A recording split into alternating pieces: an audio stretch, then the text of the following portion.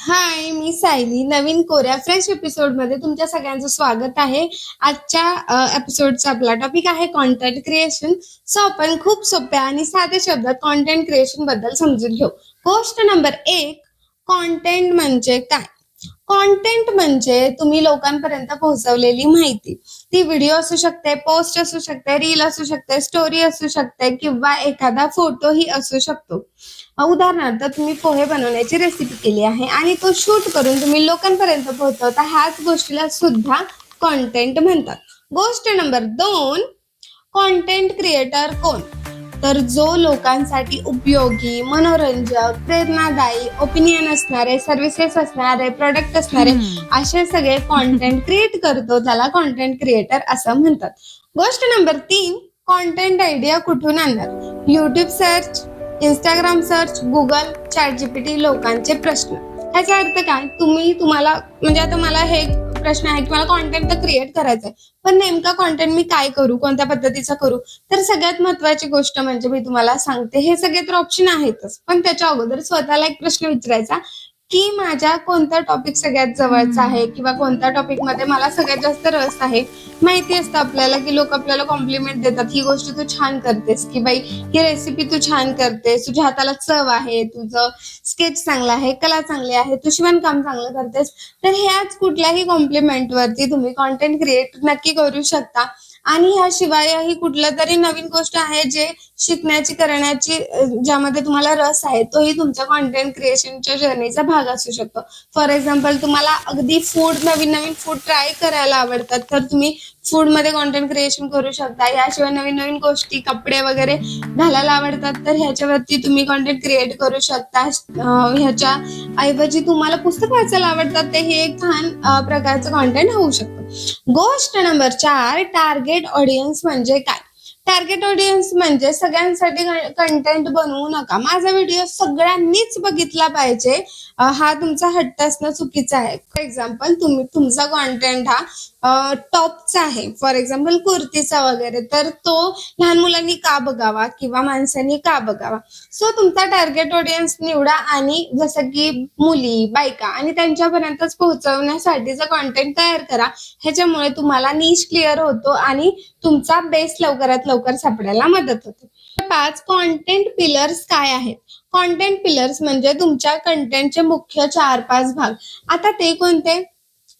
AI, graphic design, video editing, marketing आणि content creation, हे 5 pillar आहेत. तर ते काय काय, कसं कसं काम करतात ते मी तुम्हाला सांगते आणि मी प्रत्येक वेळेस ते सांगतच असते. जसं तुमचा कॉन्टेंट क्रिएशनचा पहिला एपिसोड तुम्हाला शूट करायचा आहे. फर्स्ट ऑफ ऑल, चॅनल कोणता काढू, त्या चॅनलला नाव काय देऊ, त्याचा लोगो कसा असला पाहिजे, त्याचं मोशन ग्राफिक कसं असलं पाहिजे, ग्राफिक डिझाईन कुठले असले पाहिजे, कलर थीम कुठले असले पाहिजेत, स्क्रिप्ट काय असली पाहिजे, कशा पद्धतीने मी ती मांडली पाहिजे, ह्या सगळ्या गोष्टी तुम्ही ChatGPTला किंवा AI ला विचारून करू शकता. त्याच्यानंतर ग्राफिक डिझाईन मध्ये करावजल, पोस्ट, स्टोरी वगैरे ह्या सगळ्या गोष्टी तुम्ही, थंबनेल, ह्या सगळ्या गोष्टी तुम्ही करून घेऊ शकता. त्याच्यानंतर व्हिडिओ एडिटिंगसाठी एडिट्स, इन शॉर्ट, हे सगळे ऍप वापरून तुमचा शूट केलेला व्हिडिओ तुम्ही एडिट करू शकता. मार्केटिंग म्हणजे ज्या पद्धतीचं कॅप्शन तुम्ही टाकता, वर्ड्स तुम्ही टाकता, हॅशटॅग तुम्ही टाकता, ह्या सगळ्या गोष्टी त्यामध्ये येतात. आणि कॉन्टेंट क्रिएशन म्हणजे ह्या सगळ्या गोष्टी, म्हणजे आजच व्हिडिओ टाकला आणि तुम्ही फक्त रोज स्क्रोल करताय, वाट बघताय किती रीच नाही. तुम्हाला रोज कन्सिस्टंटली व्हिडिओज टाकणं गरजेचं आहे. काही कालावधीनंतर ऑटोमॅटिक तुम्ही त्या अल्गोरिदम मध्ये जाऊ शकता. ठीक आहे. गोष्ट नंबर 6, स्क्रिप्ट का लिहायची? स्क्रिप्ट लिहिणं खूप गरजेचं आहे. मला ना एक खूप छान कमेंट आली होती, मी तुम्हाला सांगते.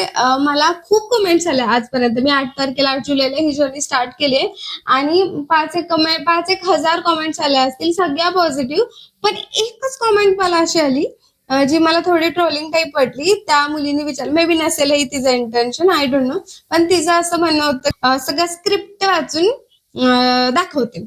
ओके, तर स्क्रिप्ट खूप गरजेची आहे. स्क्रिप्ट गरजेची आहे कारण नंबर 1 म्हणजे स्क्रिप्ट असल्यामुळं तुमच्या डोक्यातल्या मुद्दे सांगता सांगता हरवत नाहीत. सगळे मुद्दे ऍज इट इज तुम्ही समोरच्यांपर्यंत मांडू शकता.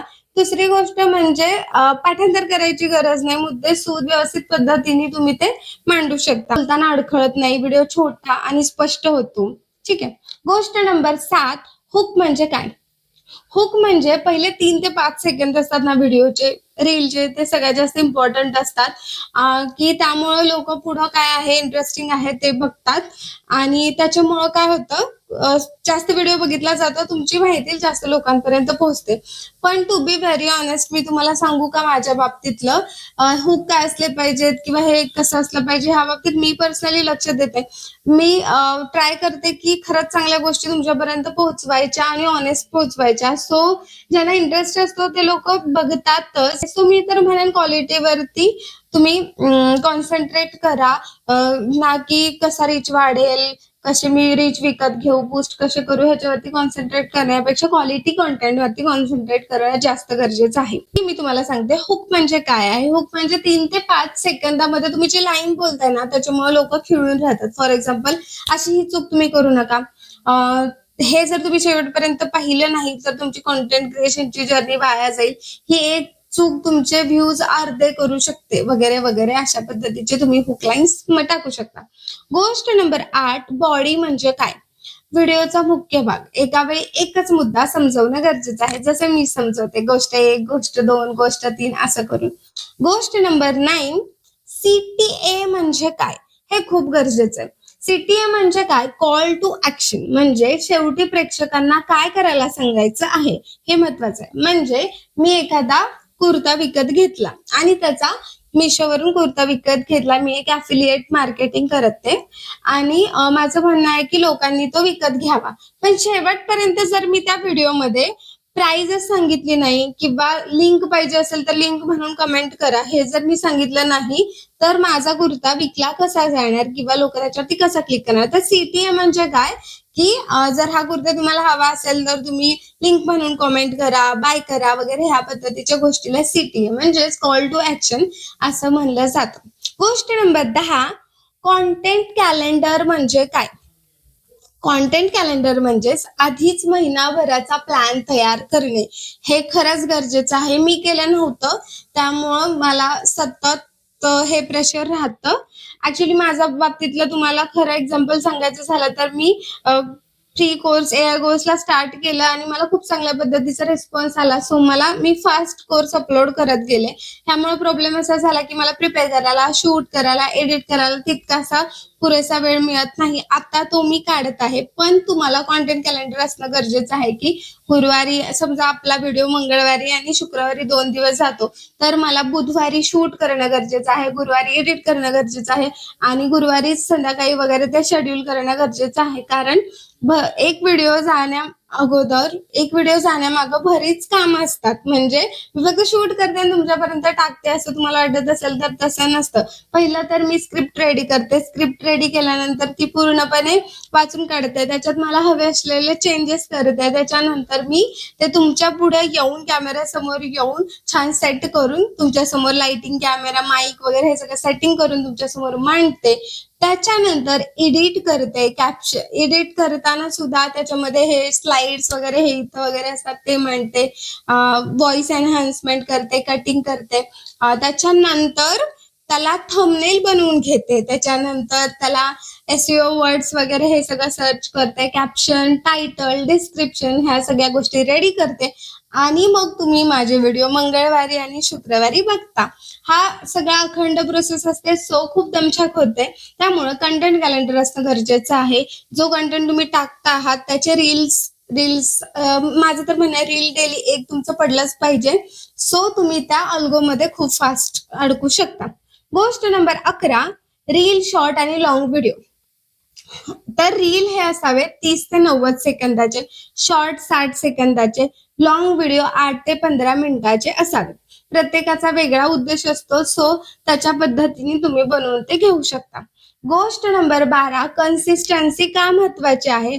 आठवड्यातून एक व्हिडिओ टाकला तरी चालेल, पण नियमित टाका. अल्गोमध्ये तुम्ही फास्ट सापडता आणि कन्सिस्टन्सी असल्यामुळे आवर्स इझिली कन्सिस्टंटली वाढणं, एक चांगल्या पद्धतीची तुम्हाला सवय लागून जाते आणि फास्ट ग्रो व्हायला कन्सिस्टन्सी कायमच मदत करते. गोष्ट नंबर 13, कॉमन मिस्टेक्स आपण काय करतो. 1 मिस्टेक, कॉपी करतो.